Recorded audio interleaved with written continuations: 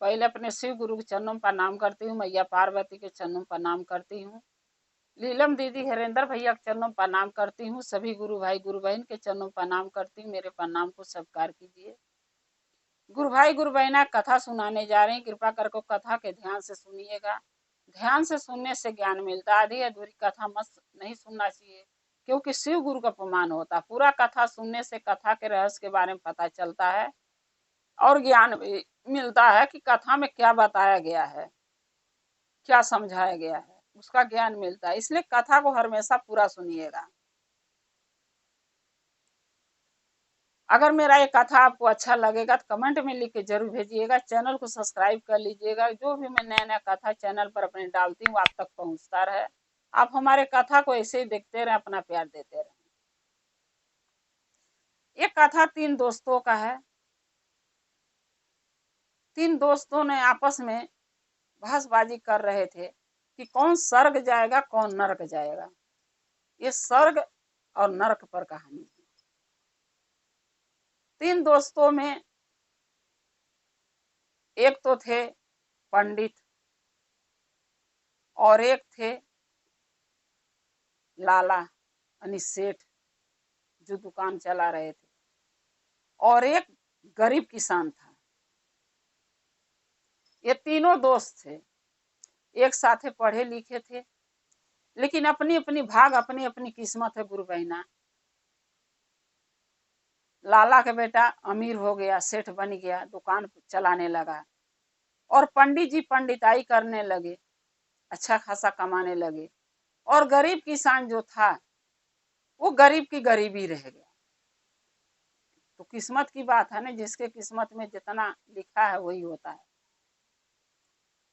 अब ये तीनों दोस्त जो थे जब पढ़ाई कर रहे थे स्कूल में, तब तीनों जो है एक साथे रहते थे। तो यही एक दिन यही बहसबाजी कर रहे थे, कौन स्वर्ग जाएगा कौन नरक। अब ऐसे करते करते तीनों सयान हुए, पढ़ाई लिखाई अपना पूरी किए और अपने अपने काम काज में लग गए। फिर कुछ दिन के बाद ये तीनों मिले एक दूसरे से फोन करके कि यार ढेर दिन हो गया हम लोग आपस में मिले नहीं। जब पढ़ते थे तो मुलाकात होती थी, काफी दिन हो गया पढ़ाई छोड़े, एक दिन टाइम निकाल के तीनों मिलते हैं। तीनों बोले ठीक है। तीनों टाइम निकाल के एक दिन मिले। फिर यही बात छिड़ी, कौन स्वर्ग जाएगा कौन नरक जाएगा। पंडित वो जो थे वो बोले मैं तो स्वर्ग जाऊंगा। दोस्त पूछे कैसे? बोला कि मैं तो पूजा पाठ बहुत करता हूँ, भाई धर्मात्मा हूँ, मंदिर में जाता हूँ, पूजा पाठ करता हूँ, महादेव का सेवा करता हूँ।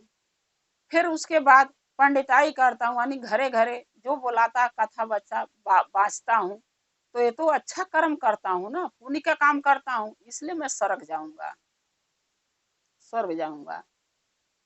अब बचा वो लाला के यानी सेठ जी, वो बोले मैं भी स्वर्ग जाऊंगा। सब बोले कैसे? तो मैं भी देखो ना इतनी बड़ी दुकान चलाता हूँ, कोई गरीब दुखी आता है तो उसको भीख भी देता हूँ, अच्छा काम करता हूँ, तो मैं तो स्वर्ग जाऊंगा। सब बोले, दोनों दोस्त बोले चलो हम तो अच्छा कर्म करते हैं स्वर्ग जाएंगे। अब ये किसान से पूछो ना ये क्या करता है। किसान से जब दोनों पूछे तो वो बोला भाई मैं तो नरक ही जाऊंगा। सब बोले क्यों तू नरक जाना चाहता है? बोला क्या बताऊं, अरे मेरे पास न धन है, न रुपया है, न पैसा है, न बंगला है, न गाड़ी है, तो मैं दान पुण्य कहाँ से करूं कि मैं स्वर्ग जाऊंगा।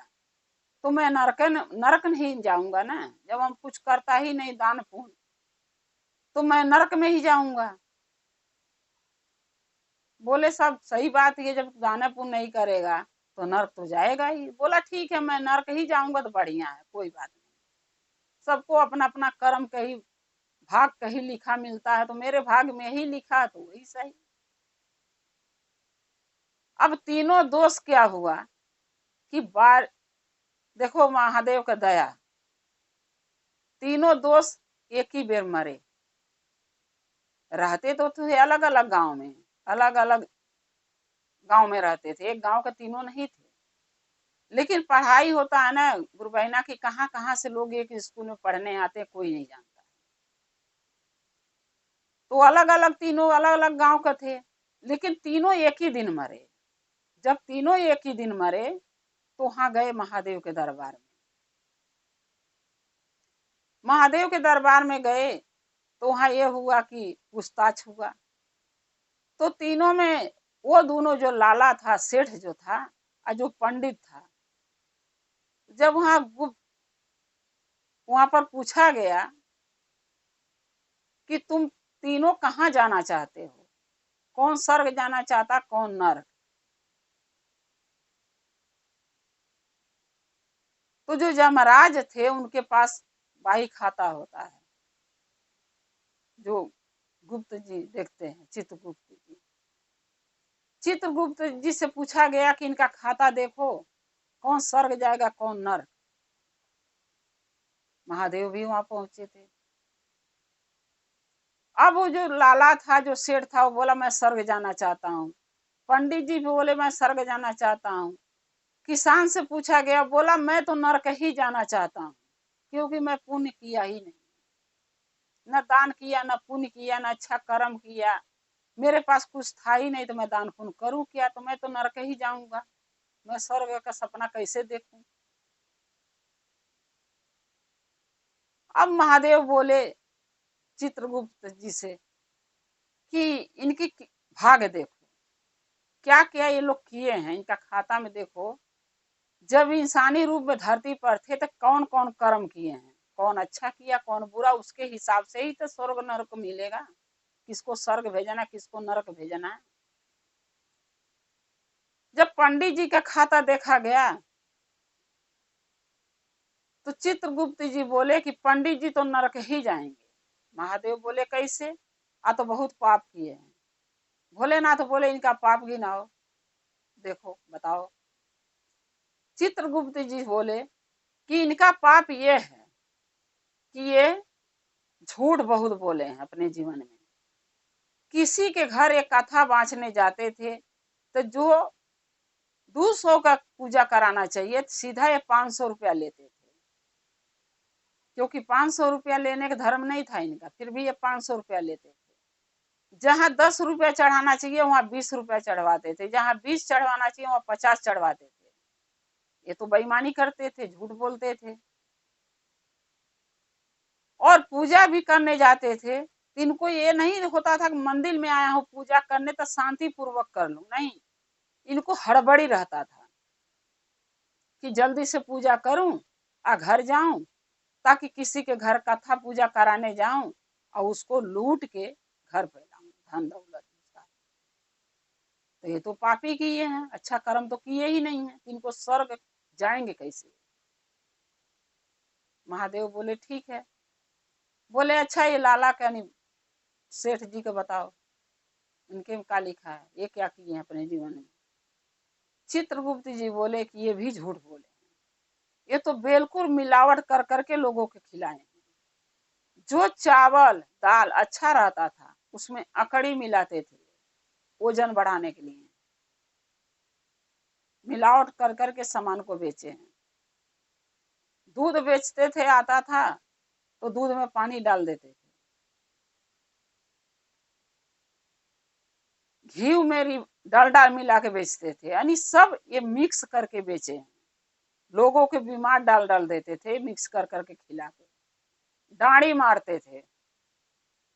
जो सामान 1 किलो ईमानदारी से तौलना चाहिए, इनका तौला हुआ सामान 900 ही ग्राम होता था, लेकिन कोई तौलता ही नहीं था, पता चले, लेकिन इसमें तो लिखा है 900 ग्राम ही देते हैं। ये तो इतना ज्यादा पाप किए हैं, इनको स्वर्ग कैसे मिलेगा। महादेव बोले ठीक है, किसान से पूछे कि भाई तू तो गरीब था, कह रहा हमके नरक जाना है, तो तू बताओ अपने जीवन में क्या किया था, कुछ तो ऐसा किया होगा। किसान ने बोला बाबा मैं कुछ नहीं किया हूँ, मेरे पास न धन था कि अच्छा कर्म करूं, चाहे किसी का दान पुण्य करूं, तो मैं कुछ किया ही नहीं, मैं क्या बताऊं आपको। महादेव बोले कुछ तो ऐसा तो किया होगा अपने जीवन में, कोई ऐसा कार्य जो याद कर दिमाग पर जोर दे और याद कर कि कुछ भी तो किया होगा अपने जीवन में अच्छा, याद कर। किसान ने बोला कि अगर आप कह ही रहे हैं तो मुझे नहीं लग रहा जो मैं किया हूं वो अच्छा कर्म किया हूं, फिर भी मैं आपको बता देता हूँ। बोले जी, महादेव बोले बताओ। बोला कि देखिए, पहला मैं काम ये किया हूँ कि मैं अपने बूढ़े माँ बाप के सेवा किया हूँ। मेरी पत्नी नहीं करती थी सेवा, लेकिन मैं करता था। मेरी पत्नी मेरे माँ बाप को नहीं मानती थी, लेकिन मैं मानता था।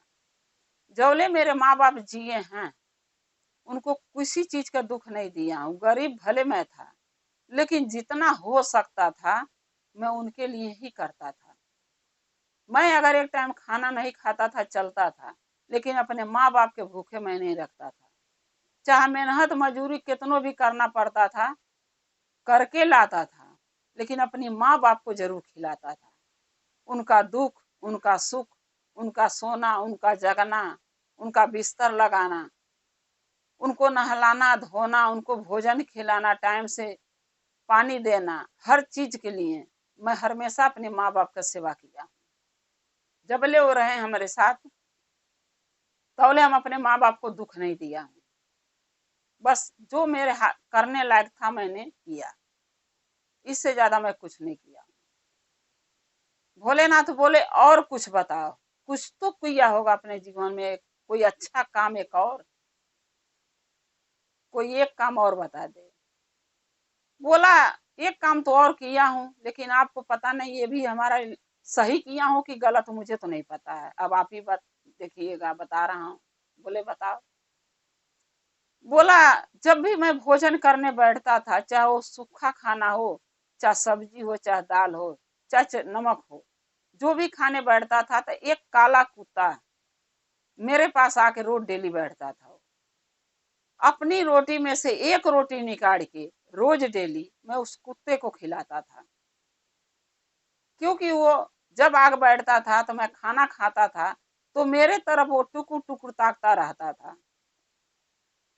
मुझे उसके ऊपर बहुत दया आती थी, क्योंकि वो तो इंसान नहीं था, वो तो जानवर था। हम तो कमा के मेहनत मजदूरी करके दो रोटी खा भी लेते थे, लेकिन वो तो वो भी नहीं कर सकता।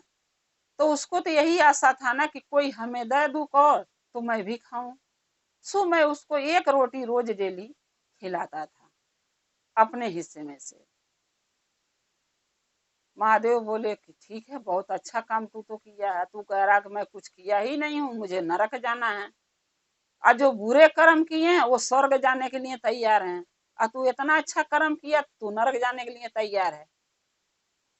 तब वो किसान बोला कि बाबा यानी महादेव, हमें नहीं पता अच्छा किया हूँ कि बुरा किया हूँ, अब आप ही देखिएगा कि मेरा जो भी कर्म किया हूँ इंसानी रूप में धरती पर जब रहा हूँ, तो ये अच्छा है कि बुरा है, ये आप ही बता सकते हैं। जैसे आपको लगे उसके अनुसार आप हमके भेज दीजिए जहां भेजना हो। तब महादेव बोले चित्रगुप्त से कि ऐसा है, लाला को, पंडित को स्वर्ग नरक भेज दो, इनको ये स्वर्ग जाने लायक नहीं है, ये नरक जाएंगे, इनको नरक में भेजो। आज जो किसान है ये बहुत अच्छा कर्म किया है। जो इंसान अपने माँ बाप का सेवा कर लेता है उसको न कभी मंदिर जाने की जरूरत पड़ती है, न तीर्थ धाम जाने की जरूरत पड़ता है, न दान पुण्य करने की जरूरत है, न उसको धन की जरूरत है। जो इंसान अपने माँ बाप का सेवा कर लिया वो चारों धाम कर लिया, सब तीर्थ कर लिया, और सब दान पुण्य कर लिया। वो उसको सब हो गया, माँ बाप के सेवा से वो सब चीज कर लिया, वो अच्छा कर्म। और दूसरा, एक कुत्ते का ये प्रतिदिन एक रोटी अपने हिस्से का, अपने थाली की रोटी ये खिलाया है। एक जानवर के ये मदद किया है, उसका भूख मिटाया है। इससे अच्छा कर्म कोई नहीं हो सकता। दान पुण्य से बड़ा कर्म वो होता है जो किसी भूखे के पेट भरे, चाहे वो इंसान हो चाहे जानवर हो। सो इसने किया, इसलिए इस किसान को स्वर्ग में भेजना है। जो किसान था उसके स्वर्ग मिल गया, स्वर्ग में चला गया। जो लाला था, जो पंडित थे, वो नरक में चले गए। अपने अपने कर्मों के अनुसार गुरु बहना, यहाँ भी हम अच्छा कर्म करेंगे तो वहां भी अच्छा जगह जाएंगे, और जब यहाँ हम बुरा कर्म कर रहे हैं तो वहां अच्छा जगह जाने के सपने कैसे देख सकते हैं कि महादेव हमके स्वर्ग में भेजें।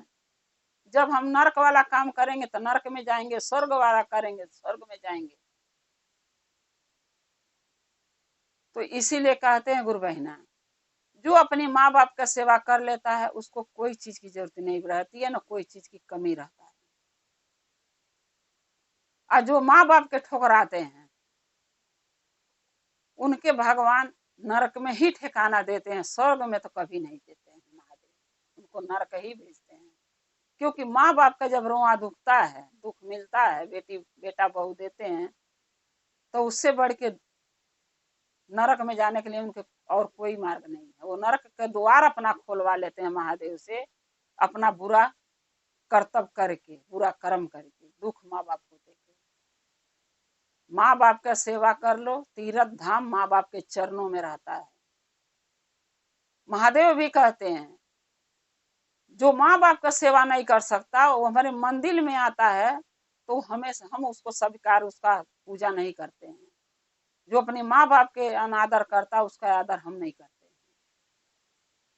इसीलिए कहते हैं कि मंदिर मस्जिद जाने से अच्छा है पहले अपनी माँ बाप का सेवा करो, उनका पुण्य लो, उनका आशीर्वाद लो।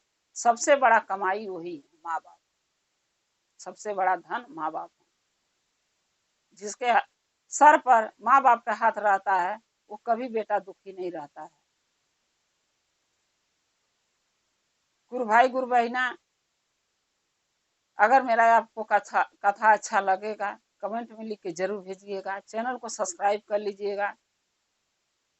जो भी मैं नया नया कथा डालती हूँ आपके पास पहुंचता रहे। आप हमारे कथा को ऐसे ही अपना देखते रहें, अपना प्यार देते रहें। हम और आप शिव परिवार से ऐसे ही जुड़े रहें। हर हर महादेव, घर घर महादेव। महादेव की दया और कृपा सभी भक्तों पर सदा बना रहे। शिव गुरु सदा आप लोग के साथ रहे। जय शिव गुरु महादेव।